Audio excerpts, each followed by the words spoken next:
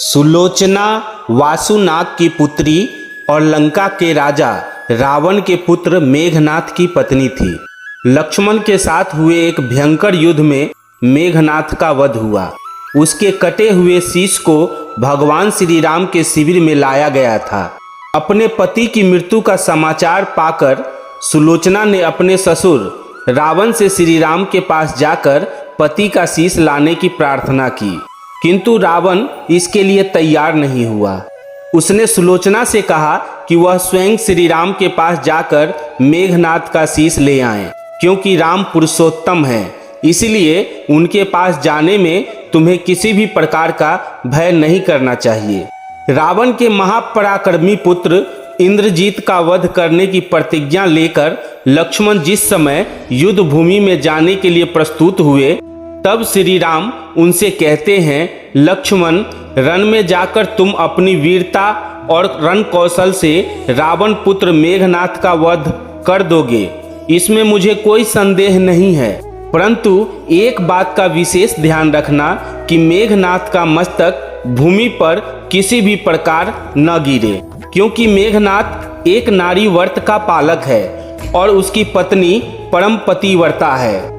ऐसी साध्वी के पति का मस्तक अगर पृथ्वी पर गिर पड़ा तो हमारी सारी सेना का ध्वंस हो जाएगा और हमें युद्ध में विजय की आशा त्याग देनी पड़ेगी। लक्ष्मण अपनी सेना लेकर चल पड़े। रणभूमि में मेघनाथ और लक्ष्मण के बीच भयंकर युद्ध हुआ। अंततः उन्होंने वैसा ही किया। युद्ध में अपने बाणों से मेघनाथ का मस्तक उतार लिया, पर उसे पृथ्वी पर नहीं गिरने दिया। हनुमान उस मस्तक को रघुनंदन के पास ले आए। मेघनाथ की दाहिनी भुजा आकाश में उड़ती हुई उसकी पत्नी सुलोचना के पास जाकर गिरी। सुलोचना चकित हो गई। दूसरे ही क्षण अत्यंत दुख से व्यथित होकर विलाप करने लगी, पर उसने भुजा को स्पर्श नहीं किया। उसने सोचा, संभव है कि यह भुजा किसी पर पुरुष की हो। ऐसी दशा में पर पुरुष के स्पर्श का दोष मुझे लगेगा, इसलिए उसने भुजा से कहा, यदि तू मेरे स्वामी की भुजा है तो मेरे पतिव्रत की शक्ति से युद्ध का सारा वृत्तांत लिख दे। लेखनी ने लिख दिया, प्राण प्रिय, यह भुजा मेरी ही है। युद्ध भूमि में श्री राम के भाई लक्ष्मण से मेरा युद्ध हुआ। लक्ष्मण ने कई वर्षों से पत्नी, अन्न और निद्रा छोड़ रखी है। वो तेजस्वी तथा समस्त देवी गुणों से संपन्न है। संग्राम में उनके साथ मेरी एक न चली। अंत में उन्हीं के बाणों से विद्ध होने से मेरे प्राणांत हो गए। मेरा शीश श्री राम के पास है। अपने पति की भुजा लिखित पंक्तियां पढ़ते ही सुलोचना व्याकुल हो गई। पुत्र वधू के विलाप को सुनकर लंकापति रावण ने आकर कहा, शोक न करो पुत्री, प्रातः होते ही सहस्त्रों मस्तक मेरे बाणों से कट कट कर पृथ्वी पर लौट जाएंगे। मैं रक्त की नदियां बहा दूंगा। करुण चित्कार करती हुई सुलोचना बोली, पर इससे मेरा क्या लाभ होगा पिताश्री? सहस्त्रों नहीं, करोड़ों शीश भी मेरे स्वामी के शीश के अभाव की पूर्ति नहीं कर सकेंगे। सुलोचना ने निश्चय किया कि मुझे अब सती हो जाना चाहिए, किंतु पति का शव तो रामदल में पड़ा हुआ था, फिर वह कैसे सती होती? जब अपने ससुर रावण से उसने अपना अभिप्राय कहकर अपने पति का शव मंगवाने के लिए कहा, तब रावण ने उत्तर दिया, देवी, तुम स्वयं ही रामदल में जाकर अपने पति का शव प्राप्त करो। जिस समाज में बाल ब्रह्मचारी हनुमान, परम जितेंद्रिय लक्ष्मण तथा एक पत्नी वर्ती भगवान श्री राम विद्यमान हैं, उस समाज में तुम्हें जाने से डरना नहीं चाहिए। मुझे विश्वास है कि उन महापुरुषों के द्वारा तुम निराश नहीं लौटाई जाओगी। सुलोचना के आने का समाचार सुनते ही श्री राम खड़े हो गए और स्वयं चलकर सुलोचना के पास आए और बोले, देवी, तुम्हारे पति विश्व के अन्यतम योद्धा और पराक्रमी थे। उनमें बहुत से सद्गुण थे, किंतु विधि की लिखी को कौन बदल सकता है? आज तुम्हें इस तरह देखकर मेरे मन में पीड़ा हो रही है। सुलोचना भगवान की स्तुति करने लगी।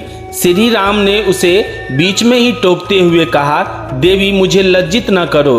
पतिव्रता की महिमा अपार है, उसकी शक्ति की तुलना नहीं है।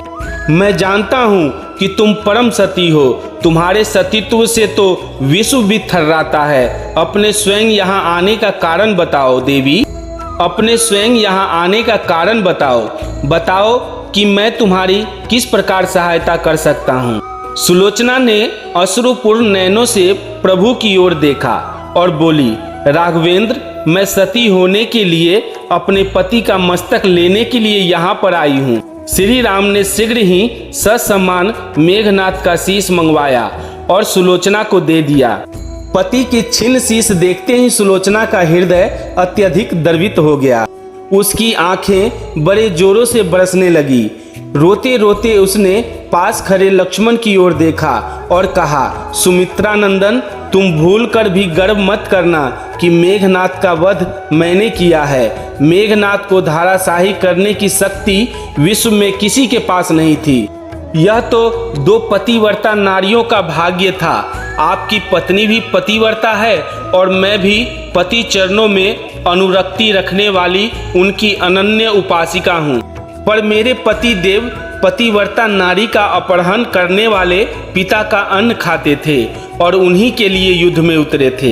इसी से मेरे जीवन धन परलोक सिधारे। सभी योद्धा सुलोचना को राम शिविर में देखकर चकित थे। वो यह नहीं समझ पा रहे थे कि सुलोचना को यह कैसे पता चला कि उसके पति का शीश भगवान श्री राम के पास है।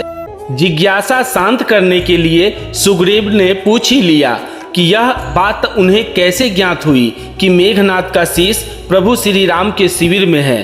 सुलोचना ने स्पष्टता से बता दिया, मेरे पति की भुजा युद्ध भूमि से उड़ती हुई मेरे पास चली गई थी। उसी ने मुझे लिखकर सब वृत्तांत सुनाया। व्यंग भरे शब्दों में सुग्रीव बोल उठे, निष्प्राण भुजा यदि लिख सकती है तो फिर यह कटा हुआ सर भी हंस सकता है। श्री राम ने कहा, व्यर्थ की बातें मत करो मित्र, पतिव्रता का महत्व को तुम नहीं जानते। यदि वो चाहे तो यह कटा हुआ सिर भी हंस सकता है। श्री राम की मुख कृति देखकर सुलोचना उनके भावों को समझ गई। उसने कहा, यदि मैं मन वचन और कर्म से पति को देवता मानती हूँ तो मेरे पति का यह निर्जीव मस्तक हंस उठे। सुलोचना की बात पूरी भी नहीं हुई थी कि कटा हुआ मस्तक जोरों से हंसने लगा। यह देखकर सभी दंग रह गए। सभी ने पतिव्रता सुलोचना को प्रणाम किया। सभी पतिव्रता की महिमा से परिचित हो गए थे। चलते समय सुलोचना ने श्री राम से प्रार्थना की, भगवान, आज मेरे पति की अंत्येष्टि क्रिया है और मैं उनकी सहचरी उनसे मिलने जा रही हूँ, अतः आज युद्ध बंद रहे तो आपकी बड़ी कृपा होगी। श्री राम ने सुलोचना की प्रार्थना स्वीकार कर ली। सुलोचना पति का सिर लेकर वापस लंका आ गई। लंका में समुद्र के तट पर एक चंदन की चिता तैयार की गई। पति का शीश गोद में लेकर सुलोचना चिता पर बैठी और धधकती हुई अग्नि में कुछ ही क्षणों में सती हो गई। दोस्तों, ये प्रसंग आपको कैसा लगा कमेंट करके जरूर बताएं और हमारे चैनल को सब्सक्राइब जरूर करें। धन्यवाद।